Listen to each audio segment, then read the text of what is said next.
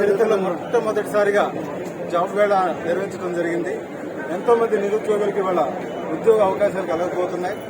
అలాగే మన ముఖ్యమంత్రి నారా చంద్రబాబు నాయుడు గారు, లోకేష్ అన్న, అలాగే మన డిప్యూటీ సీఎం పవన్ కళ్యాణ్ గారు వీళ్ళందరూ ఇచ్చిన మాట ప్రకారం ఉద్యోగాలు ఎవరెవరికైతే రావాలని ఎలిజిబుల్ ఉన్న వాళ్ళందరికీ కూడా, అర్హులందరికీ కూడా ఇక్కడ ఉద్యోగాలు లభిస్తున్నాయి. కూటమి ప్రభుత్వం మాట నిలబెట్టుకుంటానికి కూడా మేమందరం కూడా మా వంతు కృషి చేస్తూ ప్రభుత్వం తరపు నుంచి కూడా చాలా సహకారాలు మనకు అందించబోతున్నారు. రాబోయే రోజుల్లో స్కిల్ డెవలప్మెంట్ ప్రోగ్రామ్స్ తో కూడా చాలా మందికి ఉద్యోగాలు, ఉపాధి కలగబోతుంది. కాబట్టి వాళ్ళ కుటుంబాలన్నీ కూడా ఆర్థికంగా బలపడి మన చీరాలను కూడా ఆర్థికంగా వీళ్ళందరూ బాగుపడిన తర్వాత ఆర్థికంగా చీరాల్లా కూడా అందరూ కూడా బలపడతారు. మన ప్రీతమ శాసనసభ్యులు మద్దులూరు మాలకొండయ్య గారు ఈ జాబ్ మేళాకి మొట్టమొదటిగా ఇనిషియేషన్ తీసుకుని ఎట్టి పరిస్థితుల్లో ఇది సంవత్సరానికి అట్లీస్ట్ 1-2 సార్లైనా మనం జాబ్ మేళా కండక్ట్ చేసి ఇక్కడ అందరికీ ఉపాధి కల్పించాలని ఆయన పూనుకున్నారు.